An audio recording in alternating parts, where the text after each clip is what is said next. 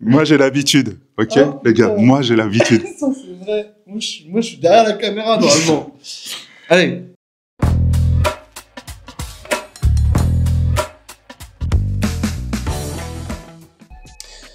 Donc oui, par rapport à ce que tu disais et ce que dit la vidéo sur les fratries, c'est vrai qu'on a un problème, nous, dans le secteur, mais tu prends, peu importe l'institution, je pense, ils fonctionnent tous de la même manière.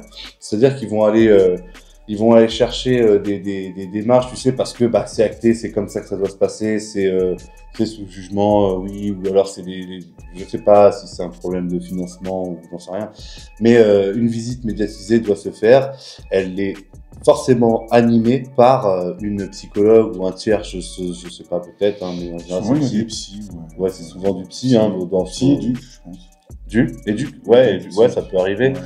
Mais c'est vrai qu'on est plus sur des profils psy en général, des psychologues. Et c'est vrai que ce qui me dérange, moi, aujourd'hui, et j'ai pu échanger aussi avec des parents sur ça, hein, ça va arriver, c'est l'aspect, tu sais, oui, bah, du coup, on va faire une visite médiatisée. Ok, à quel endroit? Bah, au service, par exemple, MDS, à la MDS, à la Maison départementale des solidarités, avec une instance, avec une présence de psy. Donc, déjà, tu envoies un message fort à la personne qui va assister à ça, que ce soit le jeune ou les parents, tu leur envoies un message fort, tu les fais déplacer dans une institution qui déjà a marqué le lieu de placement, en général, tu vois, qui a dit, bon, vous allez être placé là, là, là, moi je suis votre référente à eux pour quand c'est un truc qui est hors domicile, parce que nous on intervient sur du domicile et on n'a pas de ref à eux, nous on traite directement avec les chefs de secteur et là avec la loi qui va arriver, bah, qui est déjà là même, hein, on va passer avec les juges en direct, Ouais, c'est ça. voilà. C'est ça. Donc tu vois, tu arrives avec un truc où l'institution a marqué quelque chose pour les parents qui est compliqué. Nous, on va se retirer de ça bientôt, tant mieux. Mais en tout cas, le parent arrive et en fait, son attitude, elle est faussée. Tu vois, c'est faussé parce que, j'en mets ma main à couper, il arrive en se disant, bon, faut que je parle bien, faut que je m'apprête bien. Je fasse mes preuves, quoi. Ouais, c'est ça, tu vois, faut que je montre que je suis un bon parent, tu vois. Donc, j'ai pas le droit de déborder, j'ai pas le droit d'être émotionnellement, ou en tout cas, ils se l'interdisent, hein, souvent, c'est ce qui ressort. Hein. Souvent, ils s'interdisent, tu sais, c'est genre, oui, bah, j'étais là-bas et du coup, bah, j'ai eu telle attitude, j'ai vu qu'elle était comme ça, donc, je me suis pas senti d'aller jusque-là, tu vois, dans les mots. Tu sais, Max, moi, ça me fait penser à l'autre vidéo qu'on avait faite. On parlait de l'image négative des éduques, que c'était un frein à la relation et tout ça, tu vois, ça me fait écho. Et c'est un petit teaser. Ouais, mais c'est réel. Pour le coup, c'est réel, ouais, par rapport à ce qu'on se disait avec, c'était avec qui qu'on intervenait à ce moment-là? C'était toi, mais c'est toi, justement, qui intervient dans cette interview. Oui. C'est toi tout seul, tu te présentes toi. Donc, les gars, voilà, pour votre gouverne, ça arrive bientôt. Hein, voilà. Mais en tout cas, c'est vrai que ça fait écho. C'est lié tout ça. Oui, mais tu sais, en fait, je pense que tu prends 80% de ce qu'on fait, de ce qu'on anime et de ce qu'on met en acte. Il y a toujours un problème avec l'image, tu vois. C'est le cœur de notre métier, hein. C'est ce qu'on renvoie nous. Hein. Et que ça peut être des émotions, mais ça peut être aussi du physique. Tu vois, qu'est-ce que tu renvoies physiquement? Est-ce que tu as quelqu'un qui a de l'assurance? Tu vois, pareil, teaser, on en parlait en off entre nous, en équipe. Parce qu'on parle beaucoup en équipe entre nous, en notre temps à nous. Et c'est vrai que c'était intéressant, ce qu'on se disait, tu sais, la manière dont tu t'habilles, tu vois, ce que tu représentes, notamment pour les hommes, tu vois, mais même pour une femme, hein, pour une femme aussi. Si tu as une maman qui est tout le temps en pyjama, bah, ouais, ça peut être déconnant, tu vois. Si elle s'apprête jamais, ça peut être déconnant pour une jeune fille, tu vois, qui a l'image du coup d'une femme qui se laisse aller, qui ne prend pas soin d'elle. Et à contrario, pour un homme, si t'as un homme qui arrive, bon, je porte une casquette, les gars, mais voilà, mais en tout cas, ça m'arrive d'arriver costard, hein, je joue des rôles. Ouais, c'est ça, on joue des rôles. Et des fois, j'arrive dans des familles en costard, avec un petit béret, bien habillé, classe, des chaussures de soirée, ouais, de ville, ouais, voilà. Et autant, j'ai mon style de tous les jours qui est plutôt streetwear, en mode, casquette, basket. Bon, je sais toujours bien m'habiller jusqu'à maintenant. Mais en tout cas, c'est ça, c'est des stratégies qu'on joue. Et en fait, ça a un impact sur ne serait-ce que les parents et les enfants aussi. Parce que du coup, les enfants, comme on dit, ils s'identifient toujours à leurs parents. Mais quand on arrive à faire comprendre les choses aux parents en disant, par exemple, bah, tu t'habilles comme ton fils, donc comment tu veux que ton fils te respecte, tu vois? Comment tu veux que ton fils te dise « Oui, papa, je comprends ce que tu me dis », alors que toi, t'arrives, t'es là en mode débardeur, bref, je vais pas tailler des tatouages, mais bon, tatouage dragon de je sais pas de quelle année, tu vois, des trucs tribaux et tout. Bah, forcément, le gamin, le monde, il a évolué, et il voit ça, il voit d'un œil différent, donc il se dit « Ouais, mon père, il est bloqué dans ses années jeunesse, et du coup, il veut pas évoluer », donc il prend pas la considération de l'enfant, tu vois. Il considère pas l'enfant en mode bon, ok, qu'est-ce que je représente pour lui? Non, c'est je suis moi et souvent on est dans ce biais-là. Ouais, c'est souvent ça. Mais même et nous-mêmes en tant qu'éducateurs, tu sais, c'est ça. On a un truc entre nous et ça, on va pas se le mentir, mais souvent c'est des classes, tu vois. T'es moniteur éducateur, t'es éducateur psy, t'es psychologue, t'es assistante sociale, tu vois. On a ce truc de ouais, toi t'es au-dessus de moi ou alors tu te sens au-dessus de moi, tu vois. Et nous, on rejette ça un petit peu des fois quand on arrive dans des familles.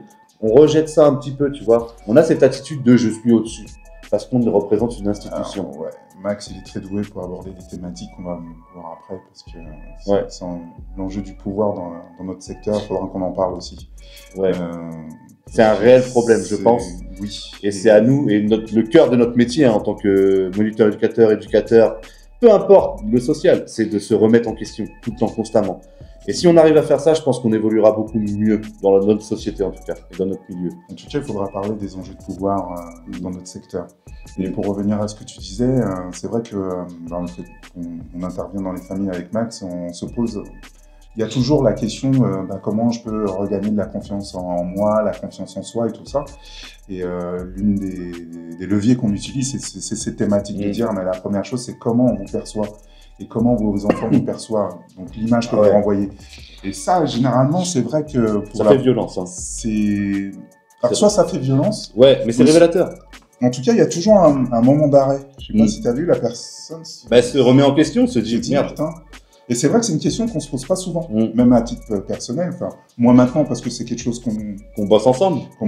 Mais posez-vous la question, par exemple. Quelle image je renvoie Mais en toutes circonstances. Hein. Quelle image je renvoie, surtout à la maison. Quand on est en babouche ou et qu'on veut faire passer des messages à nos enfants. Des fois, comment on est... le vestimentaire compte. Aussi. Énormément. Qu'est-ce qu'on dégage? Qu'est-ce qu'on... La perception. On le voit dans les couples. Prenez cet exemple dans votre couple, si vous êtes en couple. Demandez à votre conjoint ou conjointe, peu importe. Vous demandez, mais comment tu me perçois? Ça, c'est important. Hein. Comment la personne qui vous voit au quotidien vous perçoit en termes de vêtements et même de posture, de prestance. C'est important. Ça fait mal des fois de l'entendre, mais c'est important pour évoluer. Et c'est une réelle... Enfin, pour moi, c'est une réelle clé de sortie de ce qu'on peut renvoyer. C'est la personne la plus proche de nous qui nous renvoie des vérités. Ça fait mal, mais c'est comme ça qu'on s'améliore. Alors ça aussi, c'est une autre thématique, parce qu'avec Max... Non, mais c'est vrai. Quand on fait des visites à domicile, on rencontre des parents. On est missionné pour un couple parental. Mais nous, on s'autorise aussi à aborder, questionner le couple conjugal. Et on va sur ces limites-là, et des fois, on en reparlera. C'est des vrais leviers aussi. C'est des vrais leviers qu'on va partager avec vous, mais qui peuvent faire la différence. Parce que la question du masculin et du féminin, c'est lié aussi avec le père, mère, et tout ça est lié. Et pour revenir à ça, c'est un père qui est mal fagoté, ça décline dans le regard de sa femme. Ça clive un peu la relation, ça induit des choses dans la relation aux enfants, même inconsciemment ou consciemment. La maman peut, sans se rendre compte, dévaloriser le père devant ses enfants, rien que par le regard, les attitudes et tout ça. Et on ose quand même... on s'autorise. On s'autorise à aborder ça. Et ce qui est intéressant, c'est que les parents, ils sont surpris. Et en tout cas, alors c'est une dimension qu'on leur a vérifiée dans le temps, mais c'est une dimension où je vois le plus les parents se bouger en premier. C'est-à-dire, ils vont changer un truc vestimentaire, ils vont changer une attitude, madame qui va s'apprêter. C'est vrai. C'est à confirmer, c'est une hypothèse qu'on est en train de travailler, mais à confirmer. En tout cas, on voit que ça impacte. Que ce soit positif ou négatif, ça a de l'impact. Donc, si on arrive à s'en servir correctement, ça sort positif. En général, c'est positif. Si on accompagne bien les choses, c'est positif. C'est juste qu'il faut voir le degré, quoi. Comment je m'en sers et tout. Donc, mais en tout cas, pour retourner sur les fratries, donc on essaie de centrer le truc. Les fratries, tu vois, c'est tout ça, parce qu'on a évoqué plein de thèmes, mais c'est vrai que quand tu rentres dans une institution et que tu institutionnalises tout ça, excusez-moi, c'est problématique pour les gens que tu accompagnes. C'est-à-dire que comme toi et moi, on est perçus du premier regard, quand on fait notre premier rendez-vous, il faut savoir que nous, notre première intervention avec les parents et le jeune ou la jeune, et ben souvent aller dans une institution, et oui, aller dans une institution, c'est à l'aide sociale à l'enfance, donc c'est dans des MDS, des maisons départementales de solidarité, avec une chef de secteur, avec une référente de l'aide sociale à l'enfance, ou alors une assistante sociale qui a été sur le dossier avant. Et en fait, on retrace tout à ce moment-là. C'est-à-dire qu'il y a il y a Olivier, il y a moi ou d'autres collègues, chef de secteur, REF, éduc, assistante sociale, peu importe, et souvent deux protagonistes. Donc, c'est-à-dire qu'il y a la mère et l'enfant. On a des fois le père, la mère et l'enfant, mais c'est plus souvent des familles monoparentales. Hein, on va pas se mentir. Ouais, c'est ça, on est souvent sur cette réalité-là. Donc, déjà, quand on arrive dans ce moule-là, c'est faussé pour les parents, notre approche. C'est pour ça que nous, on a à cœur on fait en sorte que ça se passe bien, que tout ce moment, il soit agréable pour les parents et pour l'enfant. Mais c'est vrai qu'on a une petite patte, en fait, c'est qu'on aime prendre le temps à la fin. Par exemple, avec Olivier, souvent, ce qu'on fait, ou avec mes autres collègues, ce qu'on fait, c'est que une fois que tout cet entretien il est fait, ou du coup, on sait pourquoi vous êtes là, on sait ce qui va pas, on sait entre guillemets, hein, on a creusé sans creuser, mais on sait pourquoi il y a une mesure. Et c'est acté, et nous, on a pu dire, nous, ça marche comme ça, comme ça. La chef de secteur sort, la référente ASE sort, et nous, on reste avec la famille. Ou on est en intérieur, s'il fait pas beau, s'il fait beau, on se met en extérieur. Mais en fait, on a un après-coup. C'est-à-dire que après ce temps-là, nous, on s'autorise à se dire, bon, écoutez, on va se voir entre nous, on va échanger les numéros de téléphone et on va vous montrer réellement qui on est. Et c'est sur ce moment-là où on accroche les familles, en général. Hein. C'est là où, on va dire, la prochaine visite à domicile, nous on dit des VAD, la prochaine visite à domicile se passe bien ou pas. Ou ça accroche pas. Après, des fois, on a des familles qui sont totalement en rupture et c'est non, je veux pas vous voir, c'est pas intéressant. Mais en tout cas, il y a un réel intérêt à prendre du temps à la première rencontre. Mais que ce soit en MEX, en service d'accueil modulable, donc je dis de l'AEMO, peu importe, du milieu ouvert, peu importe la mesure qui est investie, hein. Même dans le champ du handicap, on a travaillé un peu partout, ça marche plus ou moins toujours de la même manière, il faut faire la rencontre de l'autre. C'est la base de la relation humaine, c'est la rencontre. Vous savez, moi j'aime bien dire, je le dis des fois en réunion et tout, mais c'est quand vous allez en soirée, pour aller parler à quelqu'un, vous allez le rencontrer en fait. Vous n'allez pas dire bonjour, moi je suis ça, et on se voit demain. Non, c'est bonjour, je suis ça, si on est avenant, et c'est toi tu es quoi.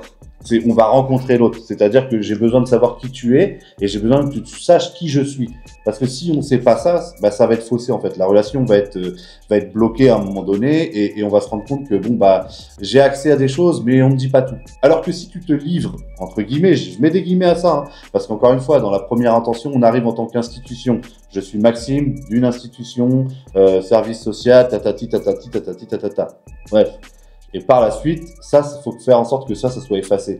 C'est-à-dire qu'après, Olivier, Maxime, peu importe qui vous êtes en tant que pro, qu'on ne vous voit plus comme un professionnel, qu'on ne vous voit plus comme c'est l'éducateur. Si on arrive à gommer cette image... Voir que ça, quoi. Ouais, voir que ça. Si on arrive à gommer cette image, c'est bien. On a réussi. Pour ma part, c'est mon point de vue. Je ne parle pas au nom de tout le monde, mais...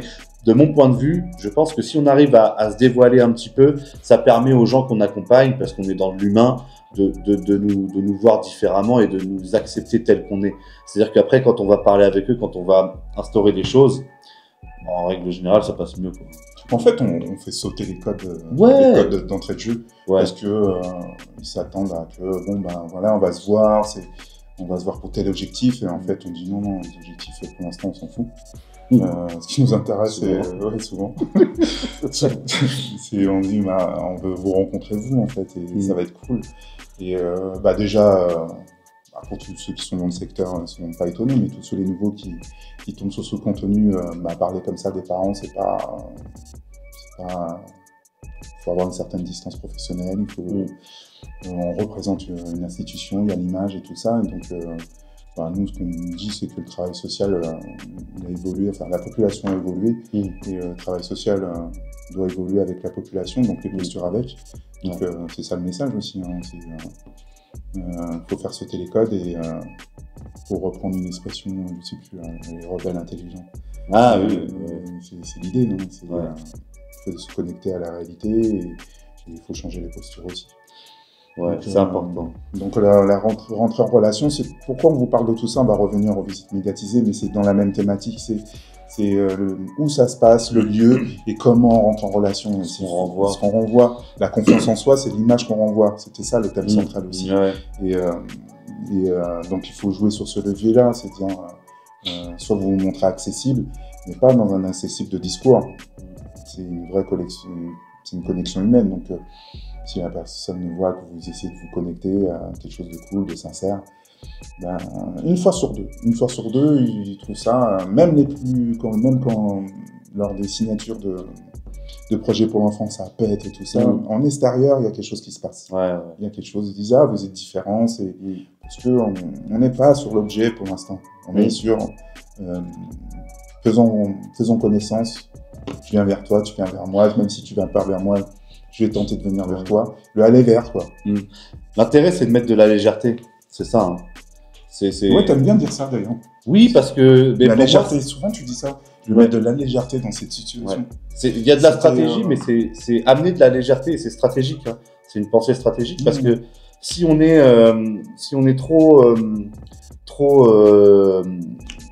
je sais pas comment dire, mais conscient de tout ce qui se passe, de tout ça, oui, alors c'est dur, alors c'est machin, alors oui, bien sûr, on sait, voilà. Mais si tu arrives en mode, je vais rigoler de ça et te dire, en gros, par exemple, je vais défoncer mon collègue, pardon, je vais me moquer de lui. Et ben en fait, ça met de la dérision. Et ça met de la légèreté. Donc je le fais avec bienveillance et je le fais intelligemment. C'est-à-dire que je capte qu'il y a quelque chose qui se passe à ce moment-là, au moment du PPE, du projet pour l'enfant, et je me dis, bon, là, il y a peut-être une carte à jouer. Si je mets de la légèreté à ce moment-là, peut-être que ça peut faire en sorte qu'il y a une accroche. Par exemple, une gamine qui dit, oui, moi, je veux pas vous voir au collège, tatati, tatata, et ben, je lui dis, bah, tu dis que je suis ton cousin. Voilà.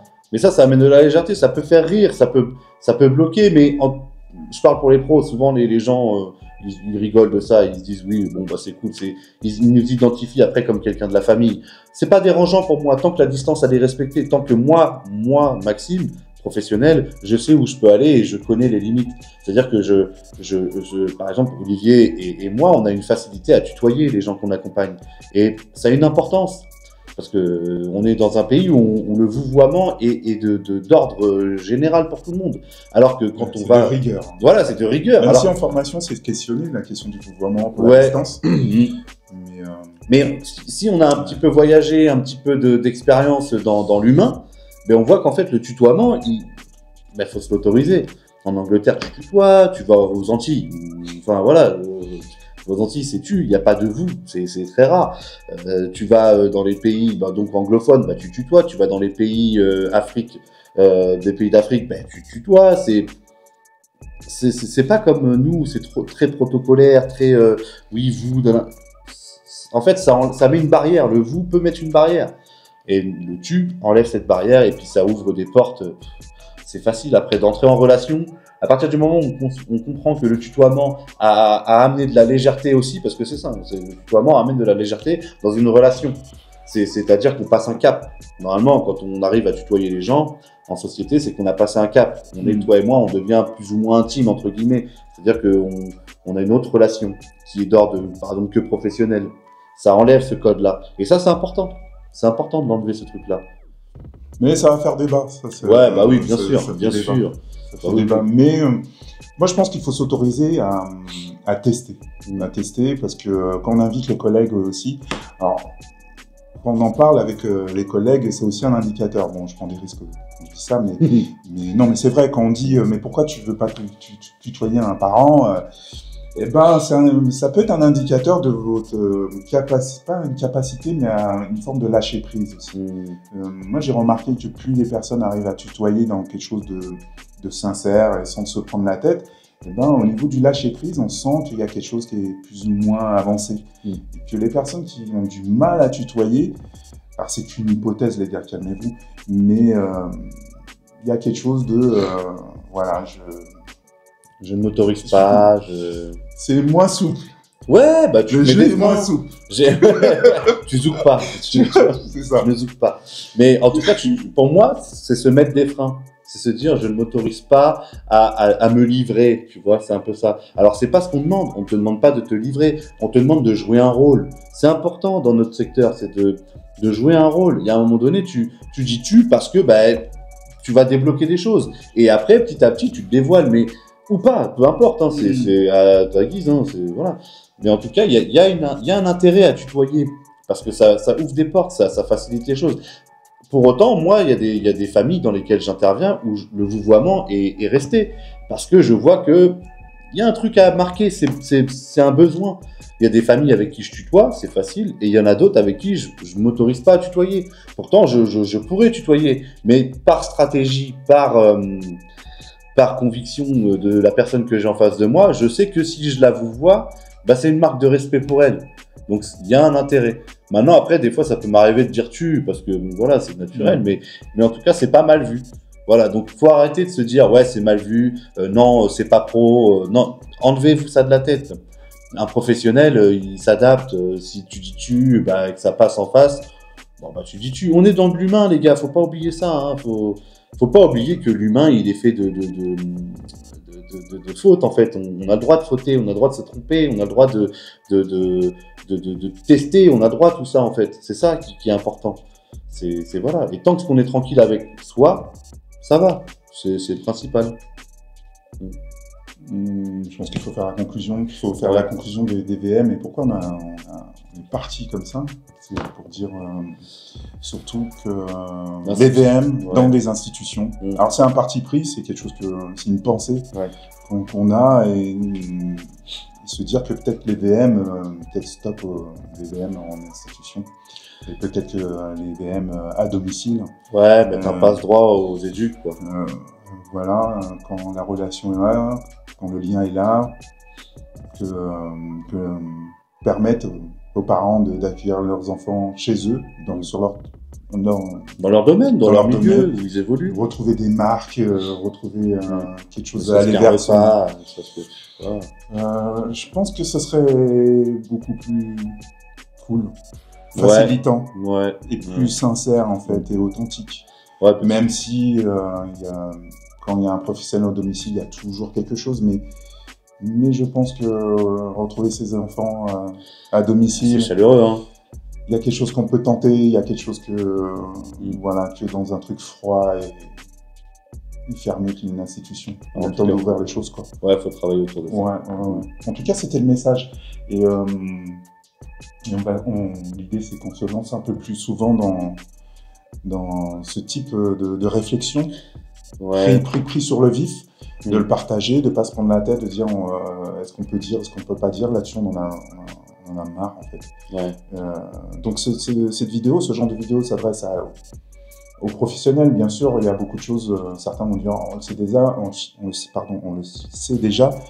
De vous, on s'en fout pour l'instant. Pour tous ceux qui savent, ok, là, pour l'instant, c'est de dire on partage de cette manière-là, des réalités de terrain, des réflexions, et voilà, si ce format est intéressant, si ça résonne, on va en faire plus. Ouais, n'hésitez pas à interagir aussi avec nous dans l'espace commentaire, mettre un j'aime, tout ça, ça nous fait du bien, ça nous permet de aussi continuer de garder espoir, parce qu'on a un peu peur que le social il descende. C'est pour ça aussi qu'on a cette démarche avec Olivier, hein, voilà, qu'on a lancé Focus Social, tout ça, c'est ça le but. C'est de remonter un peu le social et de se dire, voilà, on avance avec des codes qui nous correspondent à nous. Est-ce que ça correspond à tout le monde? Est-ce qu'il faut évoluer? Est-ce que c'est bien de partager nos pratiques? En tout cas, oui. Ouais, on en est persuadé. Mais il y en a qui ne sont pas dans ça. Oui, c'est vrai. Voilà, il y en a qui ne sont pas dans ça. Donc, en tout cas... juste pour conclure aussi là-dessus, c'est quand même étonnant, cette difficulté des professionnels à vouloir témoigner. Voilà, enfin... Alors, bien sûr, il faut avoir des choses à dire. Bien sûr, il faut... on va sélectionner, on ne peut pas passer tout et n'importe quoi. Mais quand on rencontre des personnes, on sent que il y a Il y a une réflexion, il y a une expérience, il y a de l'instinct aussi. Il y a des personnes avec de l'instinct assez développé et on dit, bah viens, on prend la caméra, on interviewe tout ça, c'est compliqué, c'est compliqué. Donc on lâche pas l'affaire. On gratte ce qu'on peut. Là, on est parti sur un nouveau format beaucoup plus mobile, donc ça aussi, je pense que on va tenter des choses. Ça peut libérer certaines personnes. On va tenter des choses, donc il y a des paroles qu'il faut savoir prendre sur le vif. Et tout préparer en amont, des fois, pour certains, c'est pas le bon moment. Enfin, c'est pas comme ça se construit. C'est sur le terrain, tout de suite, tu veux me parler, mais comme ce qu'on fait dans le boulot, des fois. Ouais, on débriefe comme ça, souvent. Hein. Là, on le fait devant une caméra, donc voilà. C'est ça qui est intéressant. Ouais. Et voilà. Ok. Bon, en tout cas, c'était sympa de partager ce moment avec vous. Encore une fois, je me répète, n'hésitez pas à mettre des commentaires, mettez un like, ça nous fait du bien, ça fait avancer les choses. Et au plaisir de partager avec vous. Ciao. Focus.